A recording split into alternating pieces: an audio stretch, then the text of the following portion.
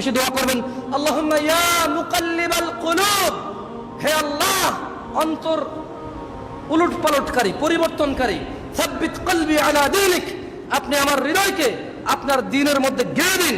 আল্লাহুম্মা ইয়া মুসাররিফাল কুলুব সাব্বিত কলবি আলা তাআতিক, হে আল্লাহ অন্তর পরিবর্তনকারী, আপনি আমার হৃদয়কে আপনার দ্বীনের মধ্যে গেড়ে দেন।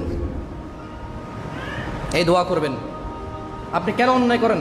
হৃদয় চায় সেজন্যে। আপনি কেন নামাজ আদায় করেন না? আপনার মনে সাড়া দেয় না সেজন্যে।